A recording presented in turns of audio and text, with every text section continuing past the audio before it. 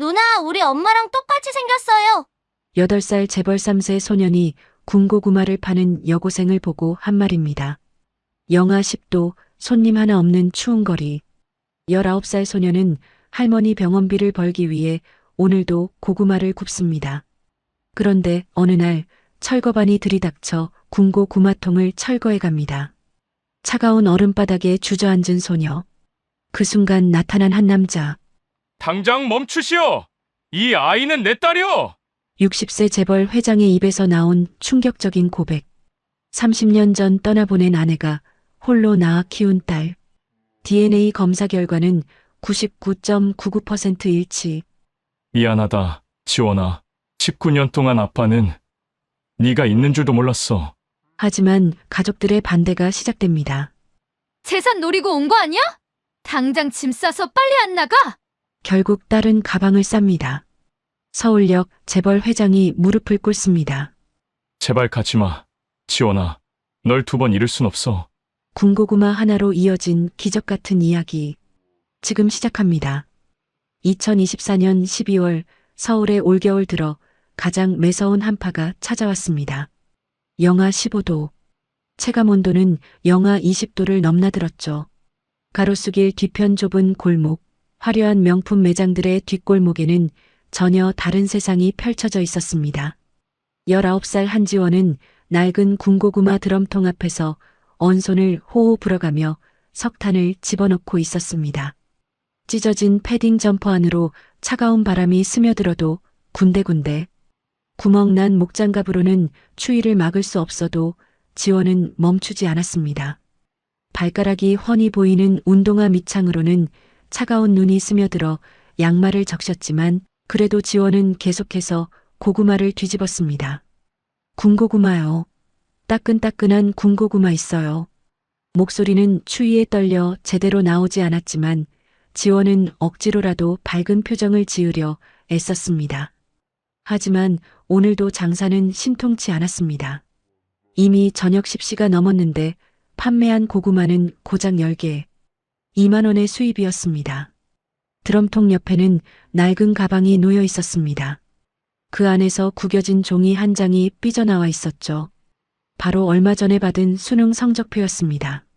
전국 상위 0.5%라는 숫자가 선명했지만 지원에게는 그저 아무런 의미 없는 숫자에 불과했습니다. 대학? 그런 건 지원의 세계에 존재하지 않았습니다. 휴대폰이 울렸습니다. 병원에서 걸려온 전화였습니다. 네, 한지원입니다. 아, 네, 알겠습니다. 이번 주 금요일까지는 네, 꼭 입금하겠습니다. 죄송합니다. 전화를 끊는 지원의 어깨가 축 처졌습니다. 할머니의 병원비가 또 밀렸다는 연락이었습니다. 뇌졸중 후유증으로 재활치료를 받고 계신 할머니. 월 200만 원의 병원비는 지원에게 너무나 큰 부담이었습니다. 김영숙 할머니는 친할머니가 아니었습니다.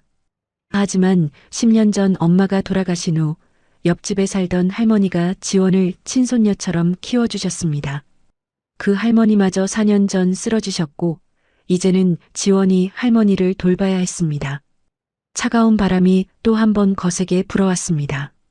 지원의 군고구마 포장마차 천막이 세차게 흔들렸습니다. 지원은 떨리는 손으로 고구마를 하나 꺼내 종이봉투에 담으며 혼잣말을 했습니다. 할머니, 조금만 더 버텨주세요. 제가 꼭 살려드릴게요. 바로 그때였습니다. 길가 옆에 값비싼 검은색 세단이 천천히 들어섰습니다. 이 동네에서는 좀처럼 보기 힘든 고급 차량이었습니다. 차는 지원의 포장마차에서 10m쯤 떨어진 곳에 멈춰섰습니다. 뒷좌석에는 8살 소년이 앉아 있었습니다. 서준, 대한물산그룹 회장의 손자이자 재벌 3세였습니다. 명품 코트를 입은 아이였지만 그 얼굴은 창백하기 그지없었습니다. 깡마른 팔다리, 움푹 들어간 뺨, 생기라곤 찾아볼 수 없는 눈빛. 서준은 창밖을 멍하니 바라보고 있었습니다. 평소와 다를 바 없는 무표정한 얼굴이었습니다. 하지만 그때 무언가가 달라졌습니다. 코끝을 스치는 냄새. 달콤고 구수한 무언가 따뜻한 냄새가 차 안으로 스며들어 왔습니다. 서준의 눈이 조금씩 커졌습니다. 8년 인생에서 처음 느껴보는 감각이었습니다. 배가 고프다는 느낌, 무언가를 먹고 싶다는 욕구, 태어나서 단 한 번도 느껴본 적 없는 감정이었습니다. 기사 아저씨, 서준의 목소리가 떨렸습니다. 운전석에 앉아있던 최 기사가 백미러로 서준을 바라봤습니다. 네, 도련님. 말씀하세요. 저 냄새. 최 기사는 창문을 조금 내리고 바깥 공기를 맡아봤습니다. 그제야 그도 알았습니다. 군고구마 냄새였습니다. 아, 군고구마 냄새인 것 같습니다. 도련님. 군고구마가 뭐예요? 서준에게는 낯선 단어였습니다. 재벌가의 온실 속 화초처럼 자란 아이에게 길거리 음식은 존재하지 않는 세계였으니까요. 매일 미슐랭 셰프가 만든 요리, 최고급 재료로 만든 음식들이 식탁에 올라왔지만 서준은 그 어떤 것도 먹지 않았습니다. 하지만 지금 이 순간만큼은 달랐습니다. 저거 먹고 싶어요. 최 기사의 눈이 커졌습니다. 8년 동안 단 한 번도 먹고 싶다는 말을 하지 않던 도련님이 지금 무언가를 먹고 싶다고 했습니다. 저거 먹고 싶어요. 지금 당장요. 서준의 목소리에는 간절함이 묻어났습니다. 최 기사는 당황했습니다. 회장님께서 도련님에게 길거리 음식을 먹이는 것을 허락하실 리 없었습니다.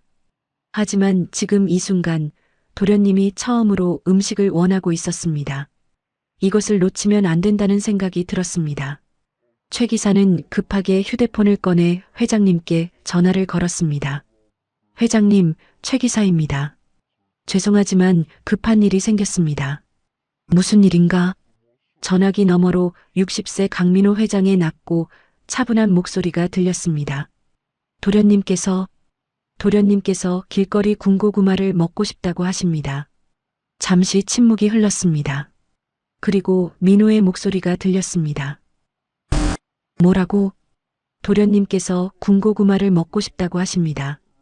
태어나서 처음으로 음식을 원하고 계십니다. 또 침묵. 최 기사는 숨을 죽이고 기다렸습니다. 3초, 5초, 10초. 사줘라. 네, 사주라고. 당장. 알겠습니다, 회장님. 최 기사는 안도의 한숨을 내쉬며 서준을 돌아봤습니다. 도련님, 회장님께서 허락하셨습니다. 제가 사올 테니 차에서 기다리세요. 하지만 서준은 고개를 저었습니다. 싫어요.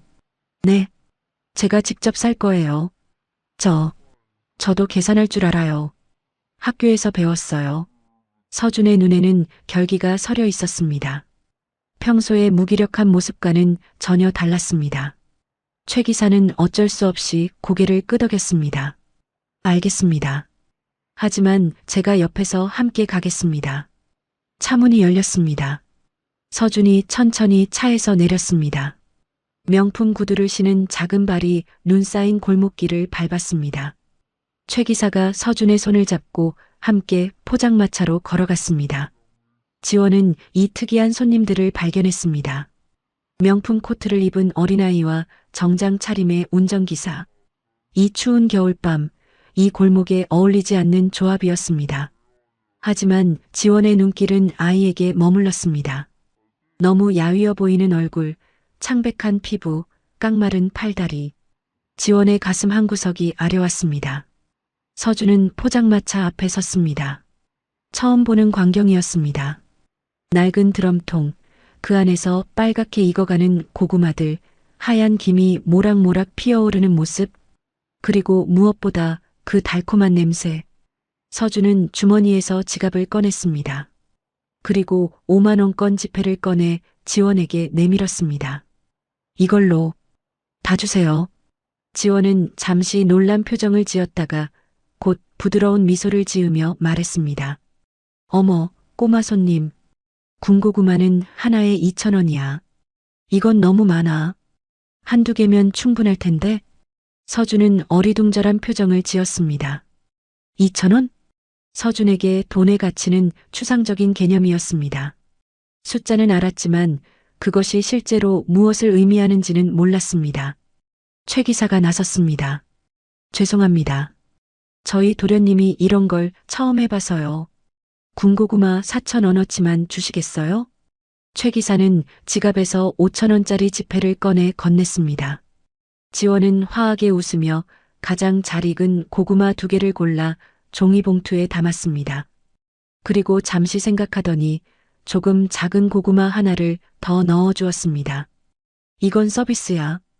우리 꼬마 손님이 너무 귀여워서 따뜻할 때 먹어야 맛있어. 조심해. 뜨거우니까 호호 불면서 먹는 거야. 지원은 1,000원짜리 지폐를 거스름 돈으로 건네며 따뜻하게 웃었습니다. 서준은 종이봉투를 받아들었습니다. 따뜻했습니다. 손으로 전해지는 온기가 너무나 생소했습니다. 서준은 최 기사를 올려다봤습니다. 여기서 먹어도 돼요? 네, 도련님. 드세요. 서준은 조심스럽게 봉투에서 고구마 하나를 꺼냈습니다. 빨간 껍질, 하얀 김이 모락모락 피어오르는 모습. 서준은 지원이 말한 대로 호호 불었습니다. 그리고 한 입 베어 물었습니다. 달콤하고 부드러운 맛이 입안 가득 퍼졌습니다. 따뜻했습니다. 그냥 따뜻한 정도가 아니라 온몸이 녹아내릴 것 같은 따뜻함이었습니다. 서준의 눈이 동그랗게 커졌습니다. 맛있어요. 그 한마디가 입 밖으로 나오는 순간 최 기사의 눈시울이 뜨거워졌습니다. 8년입니다. 8년 동안 도련님이 맛있다고 말한 것은 단 한 번도 없었습니다. 아니, 음식을 제대로 먹은 적조차 없었습니다. 하지만 지금 이 순간 길거리에서 파는 2,000원짜리 군고구마를 먹으며 도련님은 환하게 웃고 있었습니다. 지원도 그 모습을 보며 흐뭇하게 웃었습니다. 비싼 옷을 입었지만 너무나 야윈 이 아이가 자신이 만든 군고구마를 맛있게 먹는 모습이 왠지 모르게 마음 한구석을 따뜻하게 만들었습니다. 천천히 먹어. 급하게 먹으면 체해. 호호 불면서 먹는 거야. 서준은 지원이 시키는 대로 호호 불며 천천히 군고구마를 먹었습니다. 한 입, 2입, 3입. 어느새 한 개를 다 먹어버렸습니다. 정말 맛있어요. 서준이 다시 한번 말했습니다. 지원은 무릎을 굽혀 서준과 눈높이를 맞췄습니다. 그렇게 맛있어? 다행이다. 우리 꼬마 손님 이름이 뭐야? 서준이요. 저는 서준이에요. 서준이구나. 예쁜 이름이네. 누나는 지원이야. 한지원. 지원 누나. 서준은 그 이름을 천천히 되뇌었습니다. 그리고 서준은 천천히 고개를 들어 지원의 얼굴을 바라봤습니다. 달빛과 가로등 불빛 아래 낡은 털모자와 목도리로 얼굴 절반이 가려진 지원. 하지만 그 눈매, 그 부드러운 미소는 선명하게 보였습니다. 서준의 눈이 점점 커졌습니다. 심장이 빠르게 뛰기 시작했습니다. 왜일까요? 왜 이 순간, 이 사람을 보는 순간 가슴이 이렇게 뛰는 걸까요? 그리고 서준은 기억했습니다. 집 거실에 걸려있는 큰 액자, 그 안에 있는 사진, 20살 때 엄마의 사진, 환하게 웃고 있는 엄마의 모습, 그리고 지금 눈앞에 있는 이 누나. 똑같았습니다. 아니, 똑같다는 표현으로는 부족했습니다. 마치 사진 속 엄마가 살아 돌아온 것 같았습니다. 서준의 입술이 떨렸습니다. 지원이 고개를 갸우뚱했습니다. 응? 뭐라고? 서준은 떨리는 손가락으로 지원을 가리켰습니다. 누나가, 응? 우리 엄마랑 똑같이 생겼어요. 순간 시간이 멈춘 것 같았습니다. 지원의 미소가 굳었습니다. 최 기사도 놀란 표정으로 서준을 바라봤습니다. 엄마, 지원이 조심스럽게 물었습니다. 서준은 고개를 끄덕였습니다. 눈에는 놀라움과 그리움, 그리고 뭔가 알 수 없는 감정이 가득했습니다. 네, 진짜예요. 누나가 우리 엄마랑 똑같아요. 집에 있는 엄마 사진이랑 똑같아요. 지원은 어떻게 반응해야 할지 몰랐습니다. 그저 부드럽게 웃으며 서준의 머리를 쓰다듬어 주었습니다. 그래. 그럼 누나가 서준이 엄마를 닮아서 반가운 거구나. 영광인걸. 하지만 서준은 여전히 지원의 얼굴을 뚫어지게 바라보고 있었습니다. 정말로 엄마가 살아 돌아온 것 같았습니다. 최 기사는 시계를 확인했습니다. 이미 밤 10시 30분.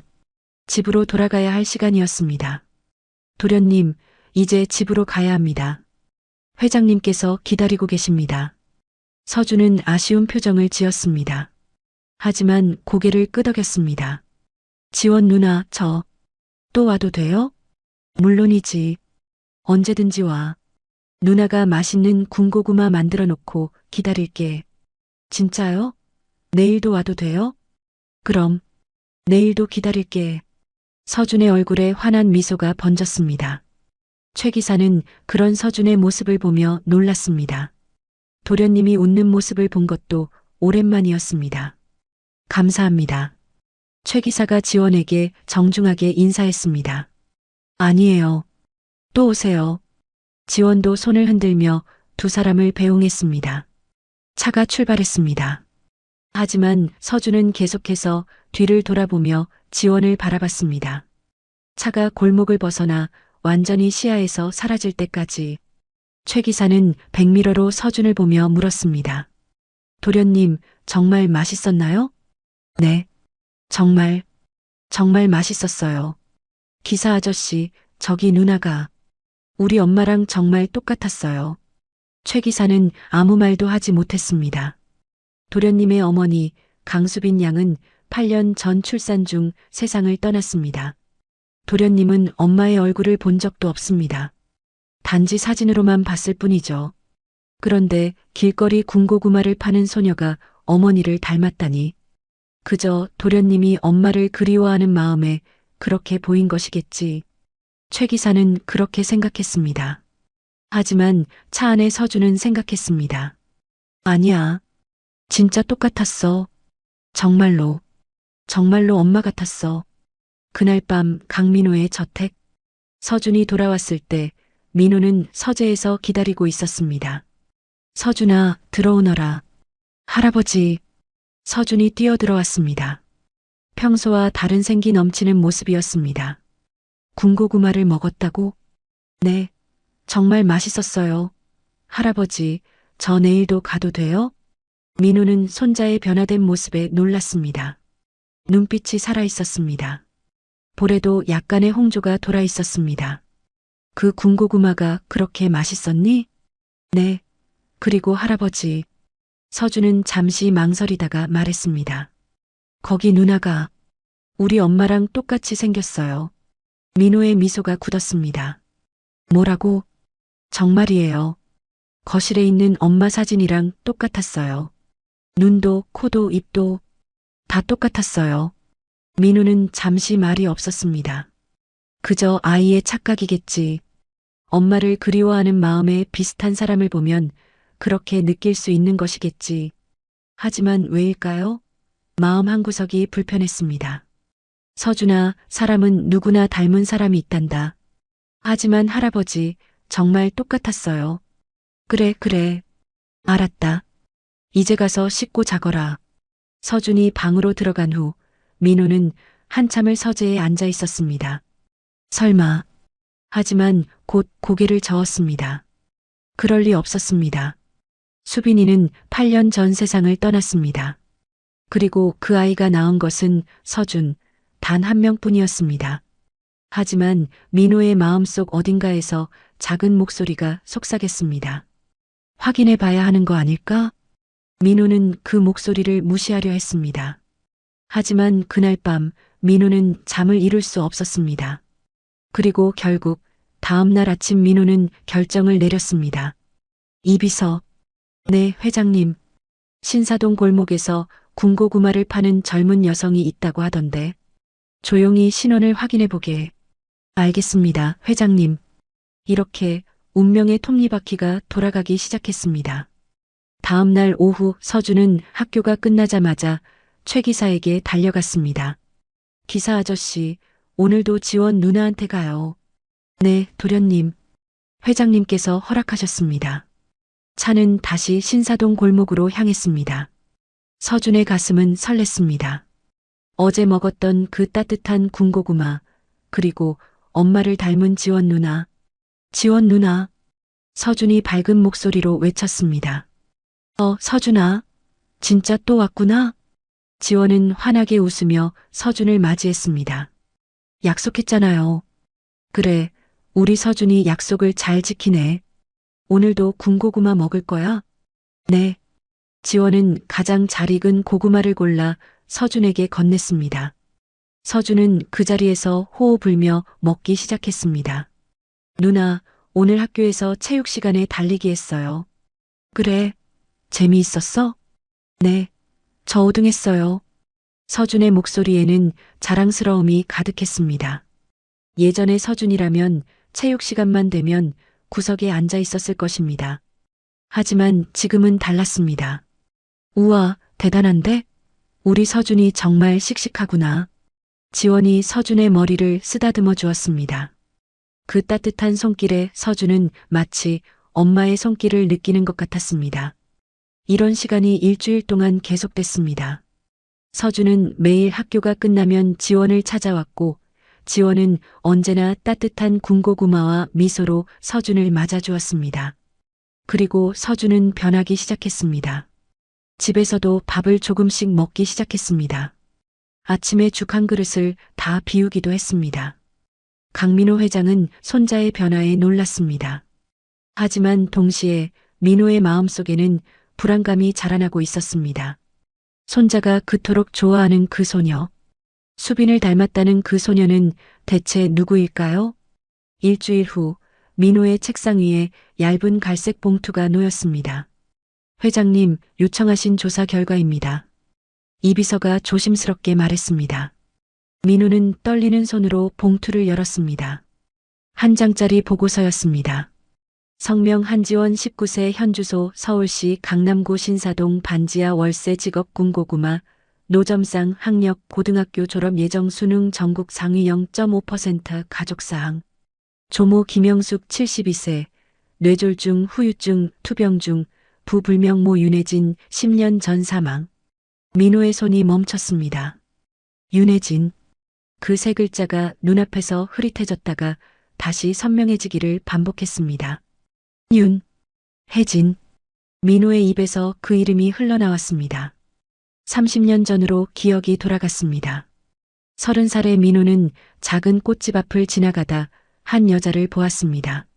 20살의 윤혜진. 그녀는 꽃을 정리하며 환하게 웃고 있었습니다.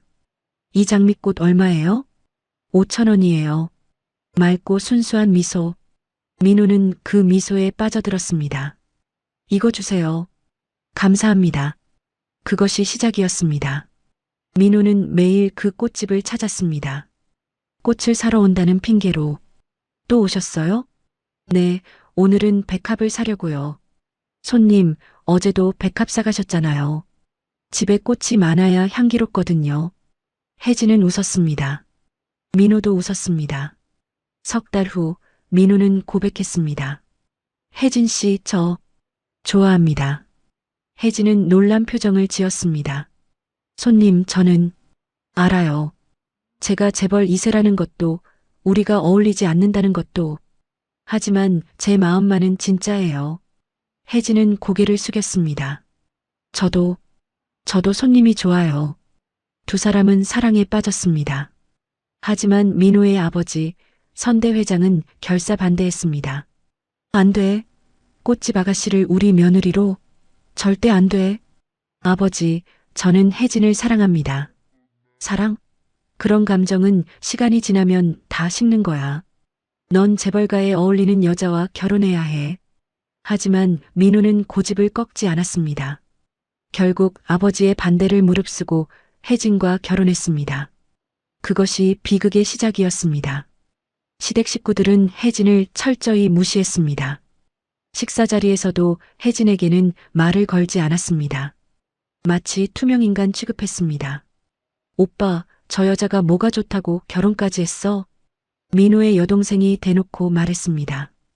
꽃집에서 일하던 여자가 무슨 재벌가 며느리야. 집안 망신이야. 혜진은 그 모든 것을 묵묵히 견뎠습니다. 민호를 사랑했기 때문에, 그리고 뱃속의 아이 때문에. 1년 후 딸 수빈이 태어났습니다. 혜진아, 우리 딸이야. 정말 예쁘지? 응, 우리 딸.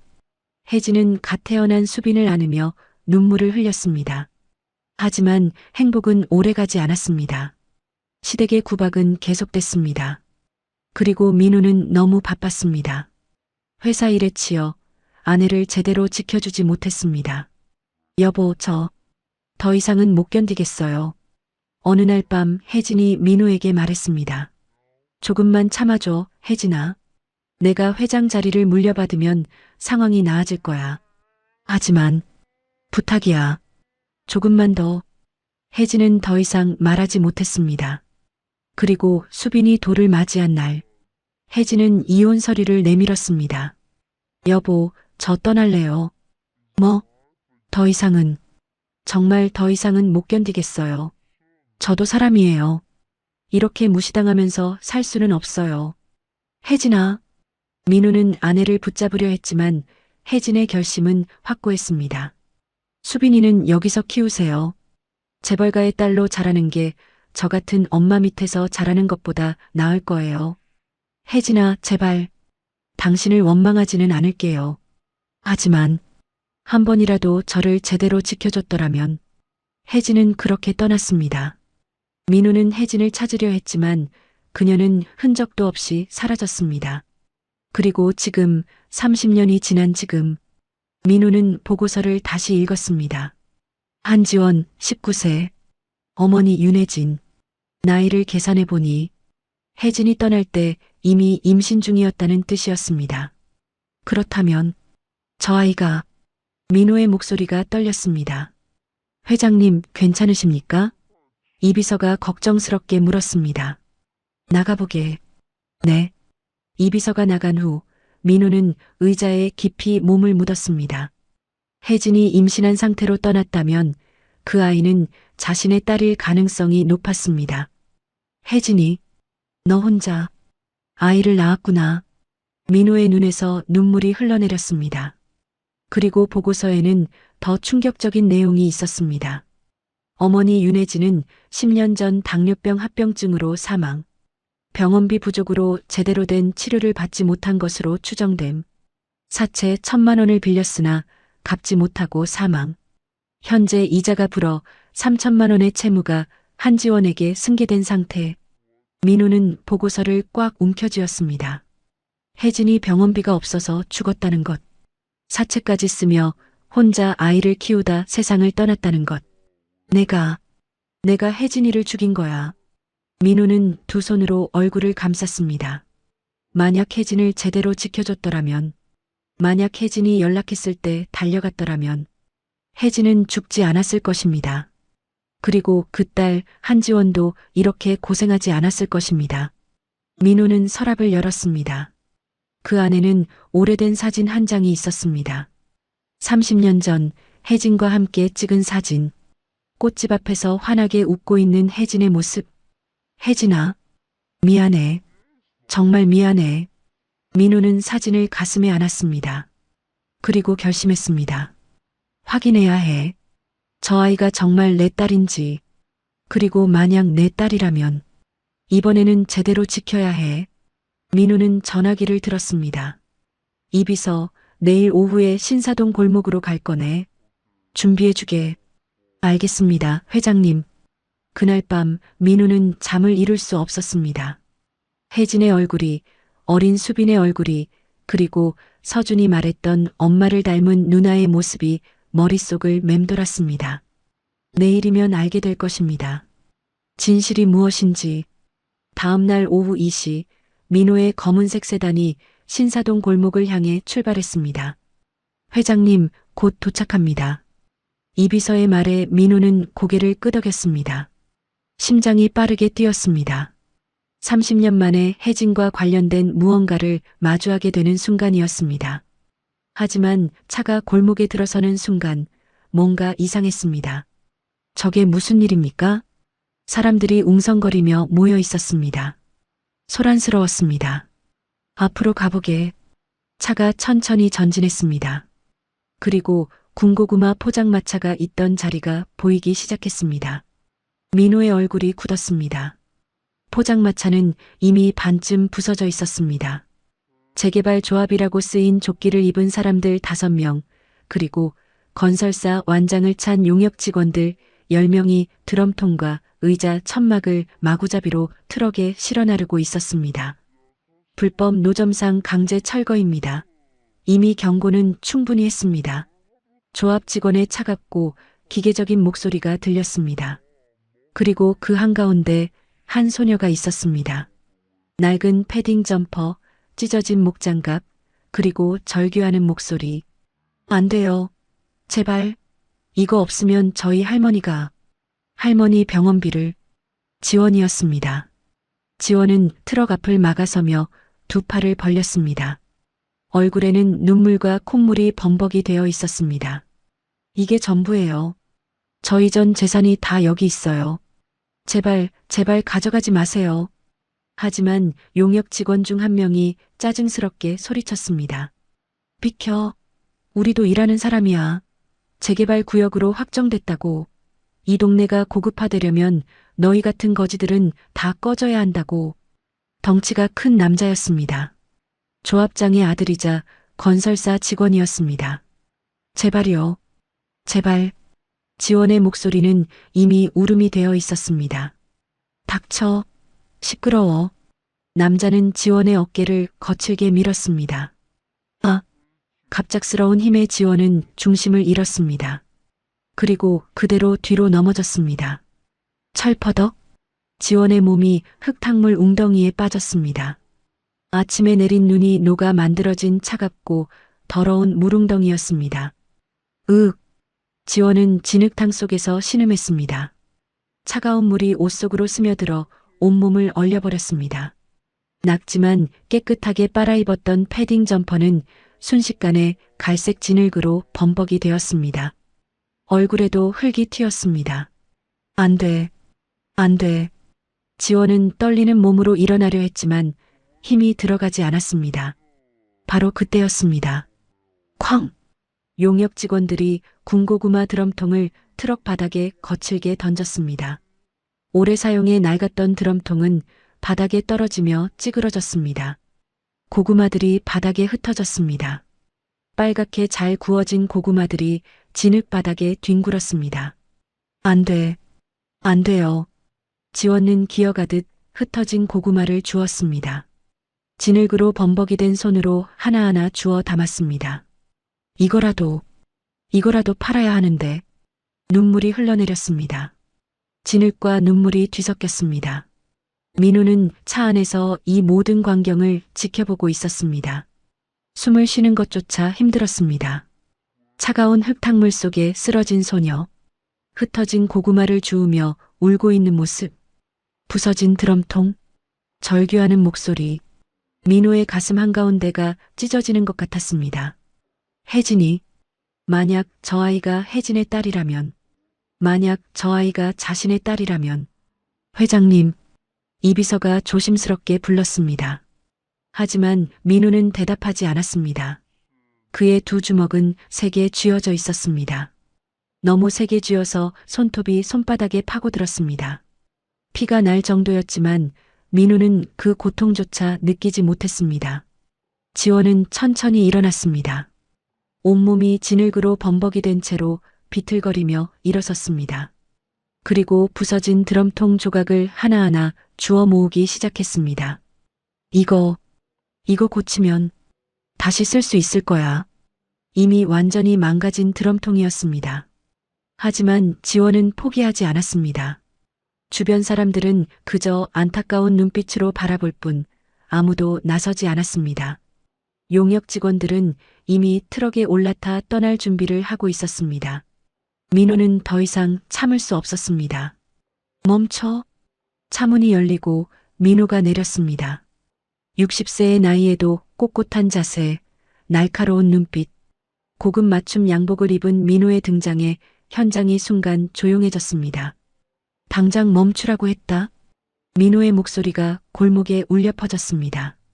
차갑지만 위압적인 목소리였습니다. 트럭에 올라타려던 용역들이 멈춰섰습니다. 구청 직원들도 고개를 돌려 민호를 바라봤습니다. 한 용역 직원이 인상을 쓰며 다가왔습니다. 당신은 뭔데 남의 일에 참견이야? 여긴 합법적인 철거 현장이야. 남자가 협박하듯 민호에게 다가섰습니다. 그리고 손을 들어 민호를 밀쳐내려는 순간 이 비서가 재빠르게 민호 앞을 막아섰습니다. 함부로 대지 마십시오. 이 비서는 정장 안주머니에서 명함 한 장을 꺼냈습니다. 그리고 구청 책임자로 보이는 사람에게 건넸습니다. 대한물산그룹 강민호 회장님이십니다. 명함을 받은 구청 직원의 얼굴이 하얗게 질렸습니다. 네. 대한물산? 용역 직원들도 서로 눈치를 보며 한 걸음씩 뒤로 물러섰습니다. 대한물산그룹. 한국 10대 재벌 중 하나. 건설, 유통, 금융까지 손대지 않은 곳이 없는 거대 기업이었습니다. 이게 무슨... 구청 책임자가 더듬거렸습니다. 민호는 그를 차갑게 바라봤습니다. 이 노점상과 관련된 모든 법적 문제, 그리고 금전적 문제는 우리 대한물산그룹에서 전부 책임지겠습니다. 하지만 이미 재개발 구역으로 재개발 조합장의 연락처를 주시죠. 우리 법무팀에서 직접 연락드리겠습니다. 민호의 목소리에는 한치의 흔들림도 없었습니다. 그리고 이 비서, 네, 회장님. 이 철거 과정을 모두 녹화했나? 네, 이미 확보했습니다. 폭행 장면도 명확히 담겼습니다. 구청 책임자는 식은땀을 흘렸습니다. 저희는 그저 업무상. 지금 당장 철수하십시오. 여기 실은 물건들도 모두 내려놓고 가시고요. 민호의 말에 용역 직원들은 황급히 트럭에서 물건들을 내리기 시작했습니다. 부서진 드럼통, 천막, 의자들이 다시 바닥에 내려졌습니다. 그리고 민호는 지원을 밀쳤던 용역 직원을 가리켰습니다. 저 사람 이름과 소속을 확인하십시오. 폭행죄로 고소할 것입니다. 죄송합니다. 제가 잘못했습니다. 남자는 황급히 머리를 숙였습니다. 하지만 민호는 차갑게 돌아섰습니다. 트럭들이 서둘러 떠나갔습니다. 구청 직원들도 황급히 차에 올라탔습니다. 조용해졌습니다. 민호는 천천히 지원에게 다가갔습니다. 지원은 여전히 흙탕물 속에 주저앉아 부서진 드럼통 조각을 안고 있었습니다. 학생. 민호의 목소리가 떨렸습니다. 지원이 천천히 고개를 들었습니다. 눈물과 흙으로 범벅이 된 얼굴이 드러났습니다. 일어날 수 있겠니? 민호가 손을 내밀었습니다. 지원은 멍하니 그 손을 바라봤습니다. 그리고 천천히 손을 뻗어 민호의 손을 잡았습니다. 민호는 지원을 일으켜 세웠습니다.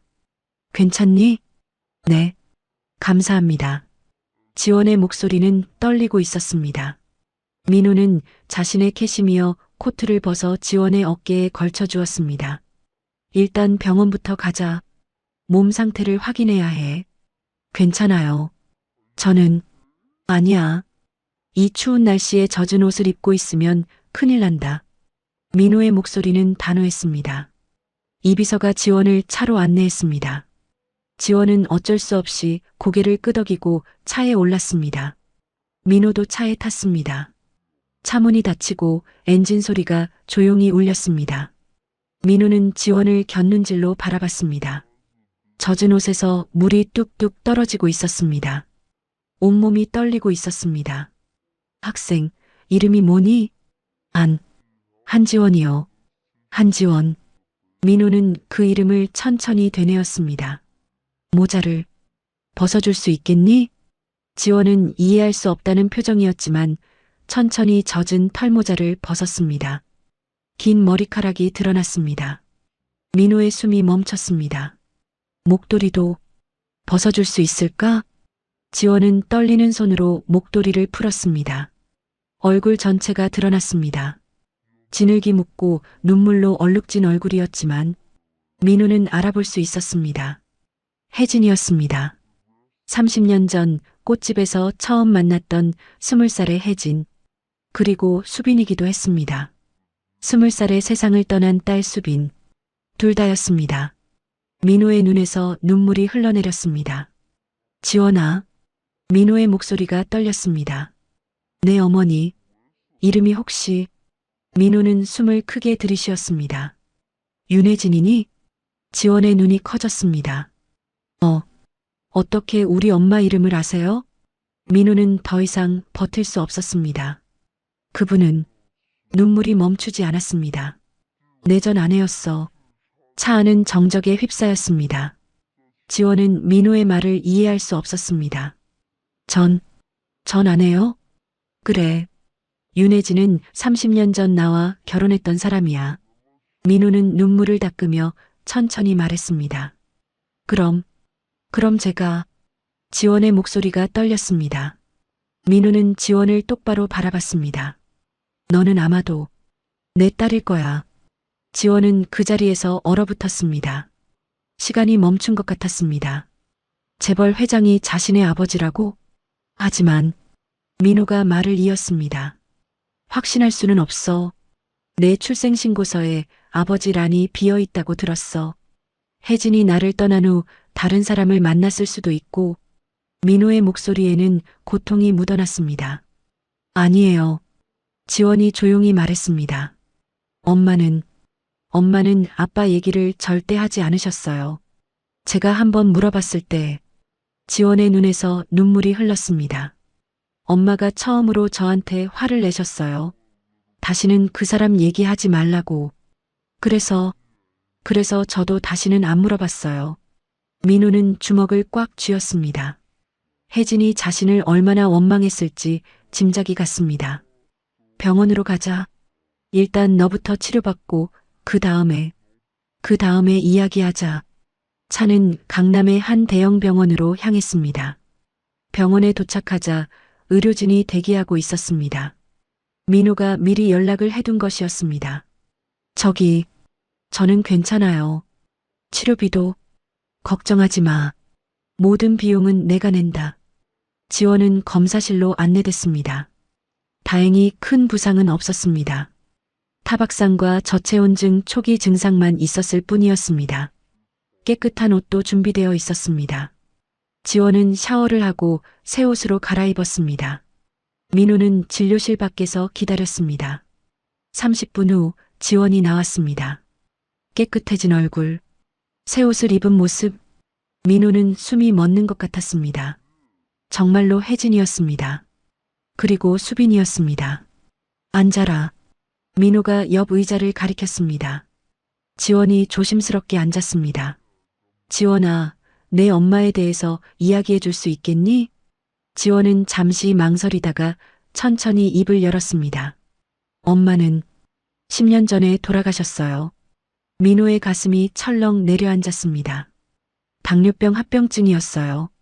겨울이었어요. 엄마가 감기에 걸렸는데 제대로 치료를 못 받으셨어요. 왜 치료를 못 받았니?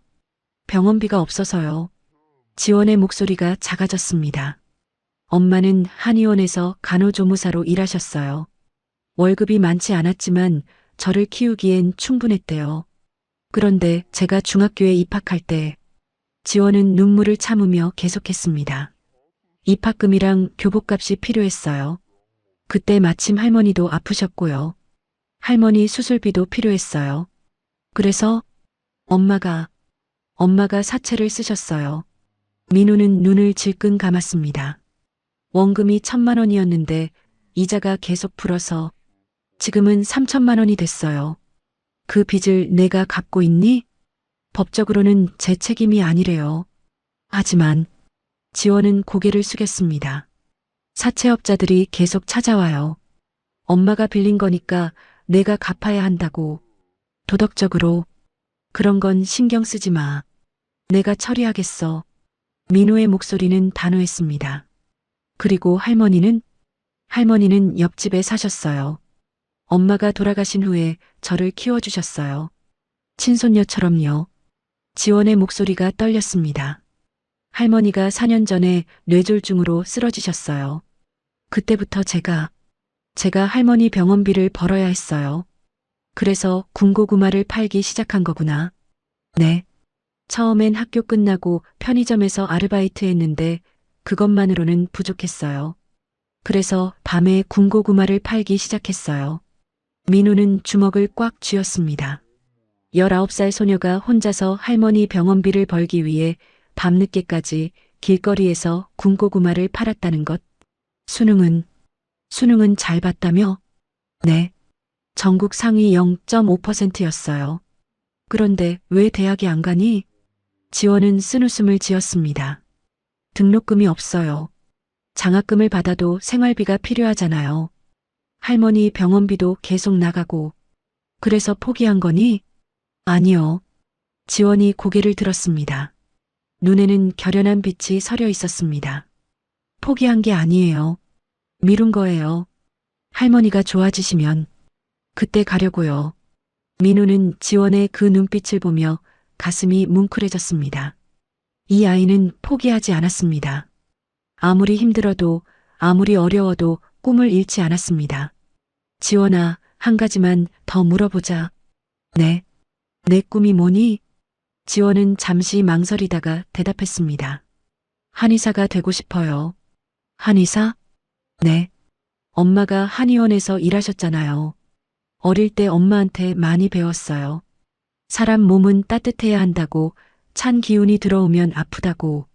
지원의 눈이 반짝였습니다. 저도 엄마처럼 사람들을 치료하고 싶어요. 따뜻한 음식과 한약으로요. 민우는 지원을 바라봤습니다.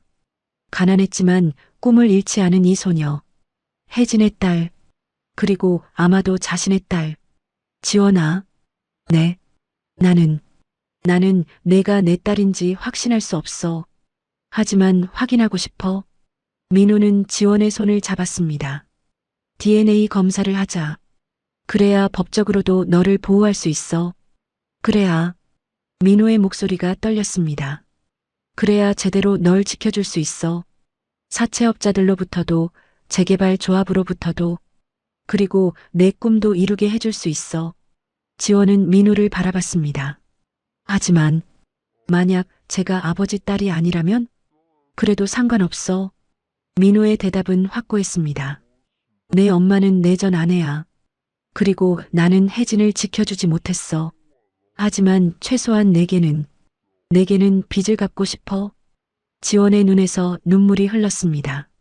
검사 하겠어요. 고맙다. 민우는 지원의 손을 꽉 잡았습니다. 그날 두 사람은 병원에서 DNA 검사를 받았습니다. 결과는 일주일 후에 나온다고 했습니다. 병원을 나서며 민우가 물었습니다. 지원아, 할머니 계신 병원이 어디니? 대한병원이요. 6인실에 계세요. 민우는 이비서를 돌아봤습니다. 이비서, 김영숙 할머니를 우리 그룹 VIP 병원으로 모셔라. 1인실로 준비하고 최고의 의료진을 배치해. 네, 회장님. 그리고 밀린 병원비 전부 확인해서 즉시 정산하고. 알겠습니다. 지원은 눈이 커졌습니다. 그건 너무. 아니야. 할머니는 내 생명의 은인이야. 그리고 혜진의 은인이기도 하고. 당연히 내가 해야 할 일이야. 하지만 DNA 검사 결과도 안 나왔는데. 상관없어. 민우는 단호하게 말했습니다. 결과가 어떻게 나오든 나는 너를 도울 거야. 이건 혜진에 대한 속죄니까. 그날 저녁 김영숙 할머니는 최고급 VIP 병원으로 옮겨졌습니다. 넓은 1인실, 최신 의료 장비, 그리고 친절한 간호사들. 할머니는 눈물을 흘렸습니다. 지원아, 이게 다 무슨. 할머니, 제 아빠예요. 제 친아빠를 찾았어요. 뭐라고? 지원은 할머니에게 모든 것을 설명했습니다. 군고구마 포장마차에서 만난 서준이, 그리고 오늘 나타난 강민호 회장. 그 양반이 혜진이 전 남편이라고? 네. DNA 검사를 했어요. 일주일 후면 결과가 나와요. 할머니는 천장을 바라봤습니다. 혜진아, 하늘에서 이걸 보고 있니? 할머니의 눈에서 눈물이 흘렀습니다. 내 딸이 아빠를 찾았어. 지원도 할머니 손을 잡고 함께 울었습니다. 그날 밤 민호는 서재에 홀로 앉아 있었습니다. 책상 위에는 30년 전 혜진과 찍은 사진이 놓여 있었습니다. 혜진아. 민호는 사진을 손으로 쓰다듬었습니다. 미안해. 정말 미안해. 너를 지켜주지 못해서, 너 혼자 아이를 낳게 해서, 너 혼자 고생하게 해서 눈물이 흘렀습니다. 하지만 이제는 달라질 거야. 지원이를 지킬 거야. 이번엔 절대 놓치지 않을 거야. 민호는 사진을 가슴에 안았습니다. 일주일만 기다려줘. 일주일 후면 확실해질 거야. 창밖으로는 겨울밤 찬바람이 불고 있었습니다. 하지만 민호의 마음속에는 작은 희망이 싹트고 있었습니다. 30년 만에 느껴보는 희망이었습니다. 일주일이 지났습니다. 그동안 지원의 삶은 완전히 달라져 있었습니다. 할머니는 VIP 병원에서 최고의 치료를 받고 있었습니다. 전담 의료진이 24시간 케어를 했고 재활치료도 체계적으로 진행되고 있었습니다. 밀렸던 병원비 3개월치 총 600만 원도 모두 정산됐습니다. 사채업자들도 더 이상 나타나지 않았습니다. 민호가 법무팀을 동원해 불법 채권 추심으로 고소 조치를 취했고 원금 1,000만 원만 정리해주겠다고 통보했습니다. 사채업자들은 대한물산그룹이라는 이름 앞에서 꼬리를 내렸습니다. 지원은 더 이상 군고구마를 팔지 않았습니다. 민호가 당분간 생활비를 지원하겠다고 했고 지원도 거절할 수 없었습니다. 하지만 지원의 마음은 복잡했습니다. DNA 검사 결과를 기다리는 일주일은 너무나 길었습니다. 만약 내가 정말 저분의 딸이라면, 만약 아니라면, 지원은 매일 밤 잠들기 전 엄마 사진을 바라봤습니다. 엄마, 제가 잘하고 있는 거 맞죠? 대답은 없었습니다. 한편 서준은 여전히 지원을 그리워했습니다. 할아버지, 지원 누나는 언제 봐요? 곧 볼 수 있을 거야. 민호는 손자에게 아직 진실을 말하지 않았습니다. 검사 결과가 나온 후에 말하려고 했습니다. 그리고 드디어 일주일이 지났습니다. 12월 20일 오후 2시, 민호와 지원은 함께 병원을 찾았습니다. 진료실에는 의사가 기다리고 있었습니다. 회장님, 한지원 양 앉으시죠. 두 사람은 나란히 앉았습니다. 민호의 손이 떨렸습니다. 지원도 마찬가지였습니다. 의사는 봉투를 꺼냈습니다. 얇은 종이 한 장이 들어있는 봉투. 결과를 확인하시겠습니까? 민호는 고개를 끄덕였습니다. 의사는 봉투를 열었습니다. 종이를 꺼내 책상 위에 펼쳤습니다. 그리고 읽었습니다. 강민호 씨와 한지원 양의 친자관계 검사 결과. 시간이 멈춘 것 같았습니다. 친자 확률 99.99%입니다. 순간 민호의 눈앞이 하얗게 변했습니다. 99.99%. 의심의 여지가 없었습니다. 지원은 자신의 딸이었습니다. 회장님, 괜찮으십니까? 의사의 목소리가 들렸지만 민호는 대답할 수 없었습니다. 종이를 받아들었습니다. 떨리는 손으로 생물학적 부녀관계 확정. 그 글자가 선명하게 적혀 있었습니다. 민호의 입에서 신음이 흘러나왔습니다. 지원도 종이를 함께 보고 있었습니다. 정말 아빠가. 지원의 목소리도 떨렸습니다. 민호는 더 이상 버틸 수 없었습니다. 종이를 꽉 움켜쥔 채 민호는 그대로 고개를 숙였습니다. 미안하다. 지원아, 미안해. 어깨가 떨렸습니다. 19년 동안 아빠는 내가 있는 줄도 몰랐어. 울음이 터져 나왔습니다. 60세 재벌 회장이 그 누구 앞에서도 약한 모습을 보이지 않았던 남자가 지금 병원 진료실에서 목 놓아 울고 있었습니다. 내 엄마를 지켜주지 못해서, 너를 찾지 못해서, 너 혼자 고생하게 해서. 지원도 눈물을 흘렸습니다. 괜찮아요, 아빠. 아빠라는 단어가 입 밖으로 나오는 순간 지원의 가슴도 뜨거워졌습니다. 전 아빠를 원망하지 않아요. 엄마도 아빠를 용서하셨을 거예요. 민호는 고개를 들어 지원을 바라봤습니다. 눈물 범벅이 된 얼굴이었습니다. 지원아. 민호는 지원을 껴안았습니다. 19년 만에 처음으로 딸을 안았습니다. 앞으로는 꼭 지켜줄게. 내가 원하는 모든 걸 이루게 해줄게. 고마워요, 아빠. 두 사람은 한참을 안고 울었습니다. 의사는 조용히 진료실을 나갔습니다. 이런 순간은 방해받지 않아야 했습니다. 한참 후 민호는 눈물을 닦았습니다. 지원아, 이제 할머니한테 가자. 할머니께 알려드려야지. 네, 아빠. 두 사람은 손을 잡고 병원을 나섰습니다. 진짜 부녀로서 할머니 병실에 도착했을 때 김영숙 할머니는 침대에 앉아 책을 읽고 계셨습니다. 재활 치료 덕분에 이제는 혼자 앉을 수도 있었습니다. 할머니, 지원이 뛰어들어갔습니다. 어머, 지원아. 그리고 회장님도. 할머니. 민호가 할머니 앞에 섰습니다. 결과가 나왔습니다. 결과요? 지원이는 제 친딸이 맞습니다. 할머니의 눈이 커졌습니다. 정말 혜진이 딸이. 할머니는 천장을 올려다봤습니다. 눈물이 흘렀습니다. 혜진아, 들었니? 지원이가 아빠를 찾았어. 민호는 할머니 앞에 무릎을 꿇었습니다. 할머니, 감사합니다. 제 딸을 살려주셔서, 혜진 대신 지원을 키워주셔서. 민호는 깊은 절을 올렸습니다. 한 번, 두 번, 세 번. 일어나세요, 회장님. 아니, 지원이 아버지. 할머니는 민호를 일으켜 세웠습니다. 저도 외로웠어요.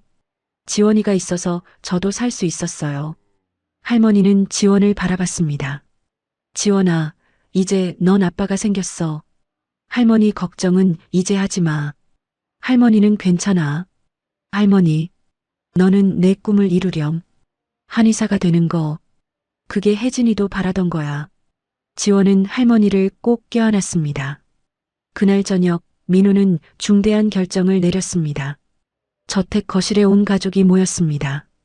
서준, 그리고 민호의 여동생 내외, 그리고 몇몇 친척들. 오늘 여러분을 부른 이유가 있습니다. 민호가 입을 열었습니다. 여러분께 소개할 사람이 있습니다. 민호는 복도를 향해 손짓했습니다. 지원이 천천히 걸어 들어왔습니다. 깨끗한 원피스를 입은 모습이었습니다. 긴장한 얼굴이었습니다. 지원 누나. 서준이 반가운 표정으로 소리쳤습니다. 민호의 여동생은 의아한 표정을 지었습니다. 오빠, 이 아이는 누구예요? 민호는 깊게 숨을 들이쉬었습니다. 제 딸입니다. 뭐라고요? 거실이 술렁였습니다. 한지원. 제 둘째 딸입니다. 생물학적으로 확인됐습니다. 민호는 DNA 검사 결과지를 꺼내 보여줬습니다. 혜진, 윤혜진? 오빠 전 부인 말이에요? 그렇습니다.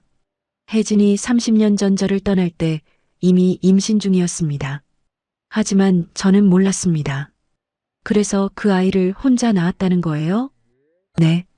거실은 침묵에 휩싸였습니다. 그리고 혜진은 10년 전 세상을 떠났습니다. 병원비가 없어서 제대로 치료받지 못하고. 민호의 목소리가 떨렸습니다. 이건 제 책임입니다. 제가 혜진을 지켜주지 못한 결과입니다. 민호의 여동생은 표정이 복잡했습니다. 오빠, 하지만 30년이나 지난 일인데 저는 제 딸을 찾았습니다. 그리고 앞으로 이 아이를 정식으로 호적에 올릴 겁니다. 호적에? 네. 한지원은 이제부터 강지원입니다. 대한물산그룹 회장의 둘째 딸입니다. 거실이 또 한 번 술렁였습니다. 민호는 지원을 바라봤습니다. 지원아, 괜찮겠니? 지원은 고개를 끄덕였습니다. 네, 아빠. 그 순간 서준이 뛰어왔습니다. 누나, 정말 우리 가족이에요? 응, 서준아. 누나가 내 이모야. 와, 진짜? 이모가 생겼어. 서준은 지원을 껴안았습니다. 지원도 서준을 안았습니다. 민호는 그 모습을 보며 눈물을 흘렸습니다. 수빈의 아들과 혜진의 딸이 함께 웃고 있었습니다. 하지만 그날 밤 예상치 못한 일이 발생했습니다. 민호의 서재로 누군가 찾아왔습니다. 민호의 여동생이었습니다. 오빠, 무슨 일이니? 저 아이, 정말 믿을 수 있어요? 무슨 소리야? 30년 만에 나타난 딸이라니. DNA 검사 결과만 믿고 재산 상속권까지 주려는 거예요? 민호의 눈빛이 차갑게 변했습니다. 내가 무슨 말을 하는 거니? 오빠도 아시잖아요. 요즘 세상에 사기꾼이 얼마나 많은지. 재벌가 둘째 딸 행세하려고 꾸민 일일 수도. 입 닥쳐. 민호가 소리쳤습니다. 지원이는 내 딸이야. 과학적으로 확인된 내 딸이라고. 하지만 오빠, 나가. 당장 나가. 여동생은 놀란 표정으로 서재를 나갔습니다. 민호는 주먹을 꽉 쥐었습니다. 또 시작되는 건가? 30년 전처럼. 30년 전 혜진이 이 집에 며느리로 왔을 때도 똑같았습니다. 가족들의 구박, 무시, 냉대. 이번엔 다르다. 이번엔 내가 지킨다. 민호는 결심했습니다. 하지만 민호는 몰랐습니다. 이것은 단지 시작일 뿐이라는 것을, 더 큰 폭풍이 다가오고 있다는 것을. 며칠 후 지원은 민호의 안내로 처음으로 대한물산그룹 본사를 방문했습니다. 강남 한복판에 우뚝 솟은 60층 빌딩. 지원은 목을 젖혀 꼭대기를 바라봤습니다. 여기가 아빠 회사예요? 그래. 이제 내 회사이기도 하고. 민호는 지원의 손을 잡고 건물 안으로 들어갔습니다. 로비에서 직원들이 고개를 숙여 인사했습니다. 회장님, 안녕하십니까? 엘리베이터를 타고 60층 회장실로 올라갔습니다. 앉아라. 오늘은 내게 보여줄 게 있어. 민호는 서류 하나를 꺼냈습니다. 옹기 안에 장학재단 설립 계획서. 이게 뭐예요? 내 이름으로 만들 장학재단이야. 아니, 정확히는 할머니 이름으로. 민호는 서류를 펼쳤습니다. 김영숙 할머니의 이름을 따서 옹기 장학재단을 만들 거야. 너처럼 어려운 환경에서도 꿈을 포기하지 않는 학생들, 특히 한의학을 공부하고 싶은 학생들을 지원하는 거지. 지원의 눈이 커졌습니다. 아빠, 너 혼자만 행복해서는 안 돼. 내가 받은 따뜻함을 다른 사람들에게도 나눠줘야지. 지원은 서류를 꽉 안았습니다. 고마워요, 아빠. 할머니도 정말 좋아하실 거예요. 그리고 또 하나. 민호는 다른 서류를 꺼냈습니다. 내 대학 등록금과 생활비는 내가 전부 지원할 거야. 한의대 6년, 그리고 대학원까지 원하면 다 보내줄게. 아빠, 너무 많이 해주시는 거 아니에요? 아니야. 이건 내가 당연히 받아야 할 거야. 19년 동안 못 해준 걸 생각하면 이것도 부족해. 바로 그때였습니다. 노크 소리도 없이 회장실 문이 벌컥 열렸습니다. 민호의 여동생이 들어왔습니다. 그리고 그 뒤에는 낯선 남자 한 명이 함께 있었습니다. 오빠, 지금 무슨 짓이야? 노크도 없이? 급한 일이라서요. 이분은 김 변호사님이세요. 우리 가문 법률 고문이시고. 민호의 얼굴이 굳었습니다. 무슨 일로 변호사까지 데려온 거야? 여동생은 지원을 날카롭게 쳐다봤습니다. 저 아이 때문이에요. 뭐? 오빠, 정신 차리세요. DNA 검사 하나만 믿고 재산 상속권을 주려는 거예요? 우리 가문 재산이 얼마인데? 민호는 자리에서 일어났습니다. 지금 무슨 소리를 하는 거야? 김 변호사가 나섰습니다. 회장님, 제 말씀 좀 들어보십시오. 법적으로 보면 이 아가씨가 회장님의 친딸이 맞다 하더라도 30년간 부양 의무를 이행하지 않은 점 가리고 어머니가 사망한 지 10년이 지난 점 등을 고려하면. 뭘 고려해? 민호의 목소리가 차갑게 내려갔습니다. 상속 지분을 제한할 수 있다는 겁니다. 법적으로는. 닥쳐. 민호가 소리쳤습니다. 내 딸에 대해서 내가 뭘 안다고 그따위 소리를 해. 여동생이 끼어들었습니다. 오빠, 수빈 언니 생각 안 해요? 수빈 언니가 낳은 서준이는 어떻고요? 갑자기 나타난 애 때문에 서준이 상속분이 줄어드는 거 아니에요? 상속? 지금 상속 얘기를 하는 거야? 민호는 믿을 수 없다는 표이였습니다. 오빠, 현실을 보세요. 저 애가 정말 혜진 씨 딸이라고 해도 우리는 모르잖아요. 어떻게 자랐는지, 무슨 생각을 하는지. 지원은 조용히 앉아 있었습니다. 주먹을 꽉 쥔 채 여동생은 지원을 똑바로 바라봤습니다. 너 솔직하게 말해봐. 우리 오빠 재산 때문에 온 거 맞지? 이모님. 민호가 소리쳤지만 여동생은 멈추지 않았습니다. DNA 검사 결과 조작할 수도 있어요. 요즘 기술이 얼마나 좋은데. 아니면 애초에 혜진 씨가 다른 남자 만났을 수도 있고. 입 닥쳐. 민호는 책상을 손으로 쳤습니다. 쾅! 거실이 조용해졌습니다. 지원이는 내 딸이야. 과학적으로 증명된 내 친딸이라고. 그리고 혜진은 절대 그런 사람이 아니야. 오빠가 뭘 알아요? 30년 동안 연락도 안 했으면서. 민호는 주먹을 떨었습니다. 나가. 당장 나가. 오빠, 나가라고. 다시는 내 앞에 나타나지 마. 여동생은 분한 표정을 지으며 변호사와 함께 회장실을 나갔습니다. 문이 쾅 닫혔습니다. 민호는 지원에게 다가갔습니다. 지원아, 미안해. 내가 이런 걸 들어야 했다니. 괜찮아요, 아빠. 지원은 고개를 들었습니다. 눈에는 눈물이 맺혀 있었습니다. 저도 생각했어요. 제가 아빠한테 짐이 되는 건 아닌가. 아니야. 민호는 지원의 어깨를 꽉 잡았습니다. 넌 짐이 아니야. 넌 내 딸이야. 내 소중한 딸이라고. 하지만 이모님 말씀도 맞아요. 저 때문에 서준이 상속분이.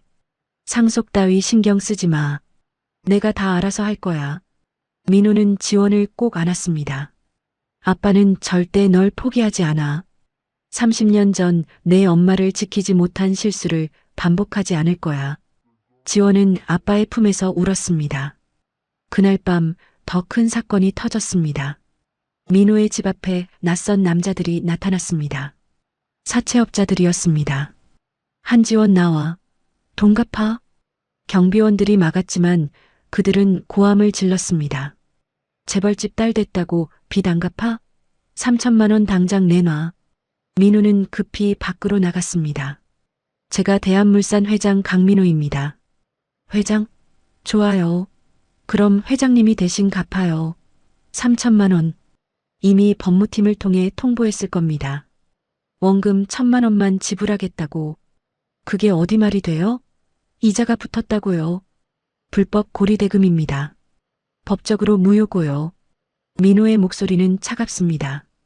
지금 당장 물러나지 않으면 경찰에 신고하겠습니다. 우리도 먹고 살아야 한다고요. 사채업자 중 한 명이 소리쳤습니다. 당신 딸이 우리 돈 빌려갔으면 갚아야지. 제 딸이 빌린 게 아닙니다. 그리고 원금은 제가 갚겠습니다. 하지만 불법 이자는 절대 안 됩니다. 이 양반이. 사채업자가 민호에게 달려들려는 순간 경호원들이 막아섰습니다. 회장님, 물러나세요. 곧 경찰이 도착했습니다. 사채업자들은 끌려갔습니다. 하지만 이 장면은 이미 누군가의 휴대폰에 녹화되고 있었습니다. 다음 날 인터넷에 기사가 떴습니다. 대한물산 회장 숨겨둔 딸 공개.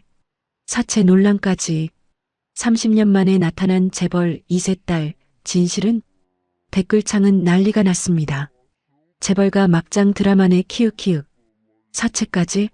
진짜 딸 맞아? 돈 노리고 온 거 아니야? DNA 조작일 수도. 민호는 기사를 보며 주먹을 쥐었습니다. 회장님, 어떻게 하시겠습니까? 이 비서가 물었습니다. 기사 내린 기자들 확인해. 그리고 법적 조치 준비해. 알겠습니다. 민호는 지원에게 전화했습니다. 지원아, 기사 봤니? 네. 아빠. 지원의 목소리가 떨렸습니다. 신경 쓰지 마. 아빠가 다 처리할 거야. 아빠, 제가 짐이 되는 거 맞죠? 아니야. 이모님 말씀도 맞아요. 저 때문에 아빠가 힘들어지시는 거.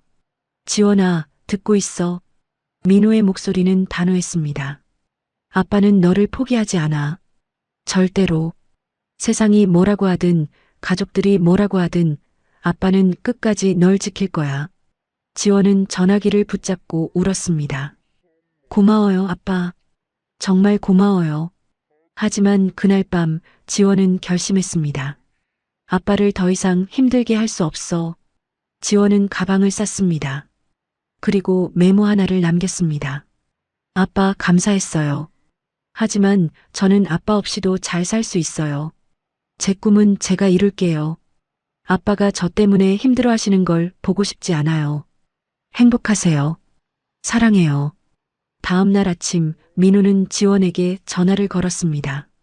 지원아, 오늘 함께 등록금 납부하러 가자. 한의대 합격 발표 곧 나올 거야. 하지만 전화는 받지 않았습니다. 한 번, 두 번, 세 번. 불안한 예감이 들었습니다. 이비서, 지금 당장 지원이 집으로 가. 민호와 이비서는 급히 지원의 반지하 집으로 향했습니다. 문을 두드렸지만 대답이 없었습니다. 지원아, 지원아. 민호는 문을 3개 두드렸습니다. 이웃집 문이 열렸습니다. 누구세요? 아, 회장님. 지원이 어디 갔는지 아십니까? 아침 일찍 큰 가방 들고 나가더라고요. 어디 가냐니까 그냥 웃기만 하고. 민호의 얼굴이 하얗게 질렸습니다. 열쇠 있으면 좀 빌려주시겠습니까? 이웃이 스페어 키를 건넸습니다. 문을 열고 들어갔습니다. 텅 빈 방, 책상 위에 메모 하나가 놓여 있었습니다. 민호는 떨리는 손으로 메모를 집어들었습니다. 아빠 감사했어요. 하지만 저는 아빠 없이도 잘 살 수 있어요. 제 꿈은 제가 이룰게요. 아빠가 저 때문에 힘들어 하시는 걸 보고 싶지 않아요. 행복하세요. 사랑해요. 민호의 손이 떨렸습니다. 안 돼. 안 돼. 메모가 바닥에 떨어졌습니다. 민호는 그 자리에 주저앉았습니다. 또 놓쳤어.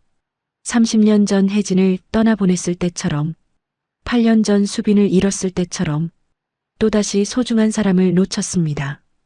회장님, 이비서가 민호를 부축했습니다. 지원 양을 찾아야 합니다. 그래, 찾아야 해. 민호는 비틀거리며 일어났습니다. CCTV 확인해. 역, 터미널, 공항 전부. 당장? 네, 회장님. 하지만 지원은 흔적을 남기지 않았습니다. 마치 30년 전 혜진처럼. 한편 지원은 서울역 대합실에 앉아 있었습니다. 가방 하나와 얼마 안 되는 현금. 이게 맞는 거야. 아빠를 위해서. 하지만 눈물이 멈추지 않았습니다. 바로 그때 누군가 지원 옆에 앉았습니다. 김영숙 할머니였습니다. 할머니, 여기 있을 줄 알았다. 할머니는 지원의 손을 잡았습니다. 너 도망치려고? 아니에요. 도망이 아니라. 그럼 뭐니? 할머니의 목소리는 부드러웠지만 단호했습니다. 할머니, 저 때문에 아빠가 너무 힘들어 하세요. 가족들한테도 욕먹고 기사도 나고. 그래서 제가 없으면 아빠가 편하실 거예요. 할머니는 한숨을 쉬었습니다. 지원아, 내 엄마도 똑같은 생각을 했단다. 엄마요? 30년 전 혜진이도 똑같이 말했어. 자기가 없으면 남편이 편할 거라고. 자기 때문에 남편이 힘들다고. 할머니의 눈에서 눈물이 흘렀습니다. 그래서 혜진이는 떠났어. 그리고 혼자 너를 낳았지. 혼자 고생하다가 세상을 떠났어. 지원은 할머니를 바라봤습니다. 지원아, 내가 지금 똑같은 실수를 하고 있어. 내 아빠는 너를 찾았어. 30년 만에. 이제 막 행복해질 수 있는데 내가 또 떠나면 어떻게 돼? 하지만 내 아빠는 평생 후회하며 살 거야. 또 지키지 못했다고. 또 놓쳤다고. 할머니는 지원의 어깨를 꽉 잡았습니다. 사랑하는 사람한테 필요한 건 너의 희생이 아니야. 너의 존재야. 내가 행복한 모습이야. 지원은 울음을 터뜨렸습니다. 하지만 할머니, 저 때문에 아빠가, 내 아빠는 강한 사람이야. 재벌 회장이잖아. 그 정도는 이겨낼 수 있어. 하지만 널 또 잃으면 그건 못 이겨내. 할머니는 지원을 꼭 안았습니다. 가자, 지원아. 내 아빠한테 돌아가자. 바로 그때 지원의 휴대폰이 울렸습니다. 민호였습니다. 지원은 떨리는 손으로 전화를 받았습니다. 여보세요. 지원아. 민호의 목소리가 떨리고 있었습니다. 어디 있니? 제발 말해줘. 아빠가 잘못했어. 널 제대로 지켜주지 못해서 미안해. 하지만 제발 떠나지 마. 민호의 목소리는 울먹이고 있었습니다. 아빠는 너 없으면 못 살아. 30년 전 내 엄마를 잃었을 때도, 8년 전 수빈이를 잃었을 때도 아빠는 살아남았어. 하지만 너마저 잃으면 정말 못 견딜 것 같아. 지원은 전화기를 꽉 붙잡고 울었습니다. 아빠, 어디 있니? 아빠가 지금 갈게. 어디든지 갈게. 서울역이요. 저 서울역 대합실에 있어요. 거기서 움직이지 마. 아빠가 지금 간다. 전화가 끊겼습니다. 30분 후 민호가 서울역 대합실에 나타났습니다. 숨을 헐떡이며 주위를 둘러봤습니다. 지원아. 지원이 벤치에서 일어났습니다. 아빠. 민호는 지원에게 달려갔습니다. 그리고 꽉 껴안았습니다. 미안해. 정말 미안해. 아빠가 제대로 지켜주지 못해서. 아빠 괜찮아요. 제가 잘못했어요. 아니야. 내 잘못이 아니야. 민호는 지원을 더욱 세게 안았습니다. 지원아, 아빠 말 들어줄래? 네. 민호는 지원을 놓고 무릎을 꿇었습니다. 대합실 한가운데에서 수많은 사람들이 지켜보는 앞에서 60세 재벌 회장이 무릎을 꿇었습니다. 아빠. 지원이 놀라 외쳤습니다. 지원아, 아빠가 부탁한다. 떠나지 마. 아빠 곁에 있어줘. 민호의 눈에서 눈물이 흘렀습니다. 아빠는 내 엄마를 지키지 못했어. 수빈이도 지키지 못했어. 하지만 너만큼은 꼭 지키고 싶어. 주변 사람들이 수군거렸습니다. 저 사람 대한물산 회장 아냐? 왜 저러고 있어? 하지만 민호는 신경 쓰지 않았습니다. 세상이 뭐라고 하든, 가족들이 반대하든 아빠는 널 지킬 거야. 하지만 내가 떠나버리면 아빠는 아무것도 할 수 없어. 지원은 아빠를 일으켜 세웠습니다. 아빠, 일어나세요. 제가 안 떠날게요. 안 떠날게요. 두 사람은 대합실 한가운데서 껴안고 울었습니다. 할머니도 옆에서 함께 울었습니다.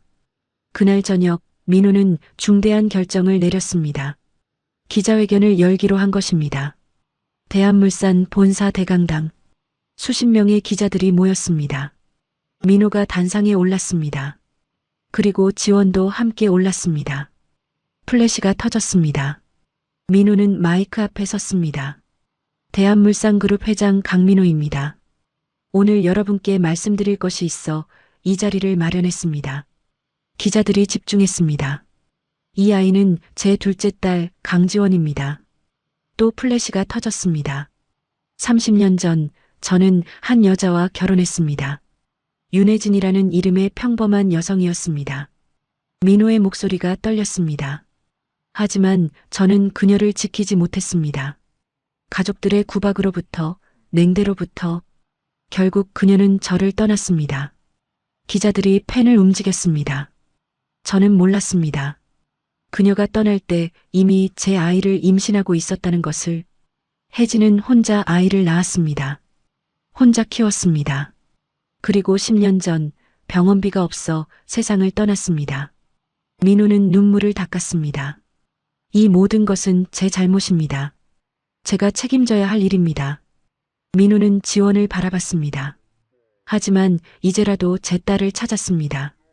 그리고 앞으로 제대로 지킬 것입니다. 민호는 카메라를 똑바로 바라봤습니다. 누가 뭐라고 하든 강지원은 제 딸입니다. 대한물산그룹의 정식 상속인입니다. 기자들이 웅성거렸습니다. 그리고 한 가지 더. 민호는 깊게 숨을 들이쉬었습니다. 제 여동생을 포함해서 지원이를 인정하지 않는 가족들은 모두 그룹 경영에서 배제하겠습니다. 회장님, 객석에서 여동생의 비명이 들렸습니다. 이것이 제 마지막 결정입니다. 감사합니다. 민호는 지원의 손을 잡고 단상에서 내려왔습니다. 기자들의 질문이 쏟아졌지만 민호는 대답하지 않았습니다. 그날 밤 뉴스는 이 이야기로 도배됐습니다. 대한물산 회장 30년 만에 찾은 딸 위에 가족 배제. 재벌가 막장 드라마의 반전, 진정한 사랑이었다. 여론은 조금씩 바뀌기 시작했습니다. 저런 아빠 부러워요. 진짜 사랑이네. 딸 지키려고 저렇게까지 하다니. 민호는 지원과 함께 뉴스를 보고 있었습니다. 아빠 괜찮으세요? 이모님이랑. 괜찮아. 아빠한테 제일 중요한 건 너야. 민호는 지원을 꼭 안았습니다. 이제 아무도 널 건드리지 못해. 기자회견 이후 일주일이 지났습니다. 지원은 정식으로 강씨 성을 받고 호적에 올랐습니다. 이제 그녀는 법적으로도 강지원이었습니다. 그날 오후 민호는 지원을 데리고 한 곳으로 향했습니다. 아빠 어디 가는 거예요? 곧 알게 될 거야. 차는 서울 외곽의 한 공원묘지로 들어갔습니다.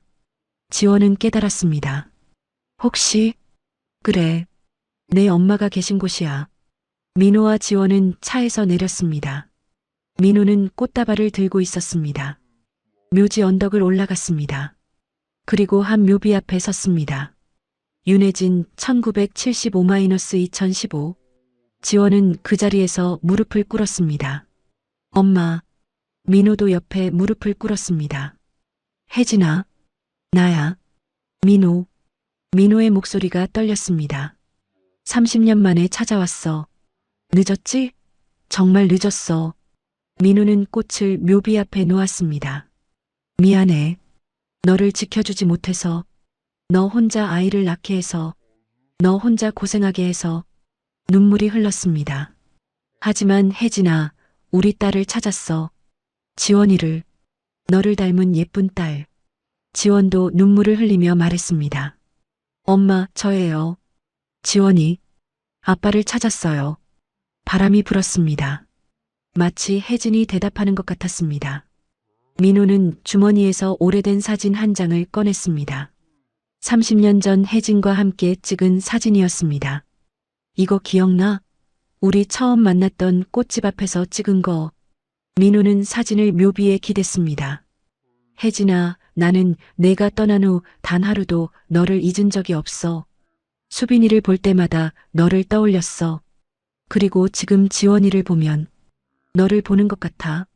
민호는 이 말을 묘비에 기댔습니다. 용서해줘. 정말 미안해. 하지만 지원이는 내가 꼭 지킬게. 이번엔 제대로. 약속할게. 지원이 아빠의 어깨를 잡았습니다. 아빠, 엄마가 용서하셨을 거예요. 내가 어떻게 알아?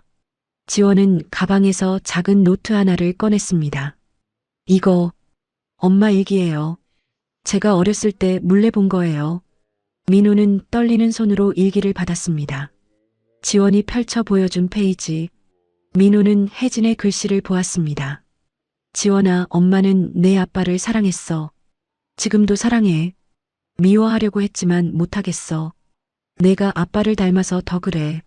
언젠가 내가 아빠를 만나게 되면 용서해줘. 아빠는 나쁜 사람이 아니야. 그저 환경이 우릴 갈라놓은 거야. 엄마 대신 아빠를 사랑해줘. 민호는 일기를 읽으며 목 놓아 울었습니다. 혜진아, 고마워. 정말 고마워. 지원도 함께 울었습니다. 한참을 그렇게 있다가 민호는 일어섰습니다. 혜진아, 이제 가볼게. 자주 올게. 그리고 지원이도 데려올게. 엄마, 안녕히 계세요. 사랑해요. 두 사람은 천천히 묘지를 내려왔습니다. 차에 타기 전 민호가 말했습니다. 지원아, 한 곳만 더 가자. 어디요? 내 언니 수빈이한테. 차는 다시 묘지 안쪽으로 들어갔습니다. 또 다른 묘비 앞. 강수빈 1995년부터 2015년. 여기는 내 언니야. 서준이 엄마. 민호는 묘비 앞에 꽃을 놓았습니다. 수빈아, 아빠야. 너한테 동생을 소개하려고 왔어. 민호는 지원을 가리켰습니다. 지원이야. 내 이복 동생. 아빠가 너한테 해준 것처럼 못했지만 이제는 제대로 지킬 거야. 지원도 묘비 앞에 무릎을 꿇었습니다. 언니, 처음 뵙겠습니다. 저 지원이에요. 지원은 묘비를 쓰다듬었습니다. 서준이 잘 키우고 있어요. 건강하고 씩씩하게 자라고 있어요. 제가 언니 대신 잘 돌볼게요. 민호는 두 딸의 묘비를 번갈아 바라봤습니다. 혜진의 딸 지원이는 살아 있었습니다. 수빈의 아들 서준이도 살아 있었습니다. 수빈아, 혜진아, 너희 아이들은 내가 꼭 지킬게. 이번엔 절대 실수하지 않을게. 그날 저녁 민호의 집, 가족 저녁 식사 자리였습니다. 민호, 지원, 그리고 서준. 세 사람이 식탁에 둘러앉았습니다. 할아버지, 오늘 학교에서 친구가 10명이나 생겼어요. 서준이 신나게 말했습니다. 우와, 대단한데? 우리 서준이 인기가 많구나. 지원 이모 덕분이에요. 이모가 만들어준 도시락이 너무 맛있어서 친구들이 나눠 먹고 싶대요. 지원이 웃었습니다. 그래, 그럼 내일은 더 많이 싸줄까? 네. 민우는 이 광경을 바라보며 미소 지었습니다. 행복이었습니다. 30년 만에 느껴보는 진짜 행복. 식사 후 민우는 서준을 불렀습니다. 서준아, 할아버지가 할 말이 있어. 뭐예요? 지원 이모 말이야. 이제 정식으로 우리 가족이 됐어. 할아버지 둘째 딸이야. 진짜요? 와, 그럼 이모가 정말 제 이모가 된 거예요? 그렇지. 서준은 지원에게 달려가 안겼습니다. 이모, 우리 가족이 됐어. 지원도 서준을 꼭 안았습니다. 그래, 이제 우리 가족이야. 민우는 이 모습을 보며 생각했습니다. 수빈아, 너도 기뻐하겠지? 내 아들이 이렇게 행복해하는 걸. 그날 밤 민우는 지원을 서재로 불렀습니다. 지원아, 이거 봐. 민우는 서류 하나를 꺼냈습니다. 한의대 입학 등록금 납부 완료 확인서. 아빠가 미리 냈어. 넌 이제 대학생이야. 아빠, 그리고 이것도. 또 다른 서류. 옹기안의 장학재단 설립 완료. 재단도 설립했어. 김영숙 할머니 이름으로. 이사장은 내가 맡는 거야. 지원은 눈물을 흘렸습니다. 고마워요, 아빠. 정말 고마워요. 아니야. 아빠가 고마워. 다시 돌아와줘서. 민우는 지원을 꼭 안았습니다. 아빠 약속할게. 앞으로 절대 널 혼자 두지 않을 거야. 힘들 때도 외로울 때도 아빠가 항상 옆에 있을 거야. 저도 약속할게요. 아빠 곁에 있을게요. 절대 떠나지 않을게요. 두 사람은 한참을 안고 있었습니다. 창밖으로는 첫눈이 내리기 시작했습니다. 하지만 이제 지원에게 겨울은 춥지 않았습니다. 따뜻한 가족이 있었으니까요. 민우는 창밖을 바라보며 중얼거렸습니다. 혜진아, 수빈아, 하늘에서 보고 있지? 우리 이제 행복해. 정말 행복해. 눈은 계속 내렸습니다. 새하얀 눈이 세상을 덮어가고 있었습니다. 과거의 상처도 아픔도 모두 덮으며. 안녕하세요. 인생 어울림입니다. 이번 영상 따뜻하게 시청하셨는지요? 끝까지 시청해주셔서 감사드리며 더 좋은 영상으로 곧 다시 찾아뵙겠습니다. 감사합니다. 인생 어울림 드림.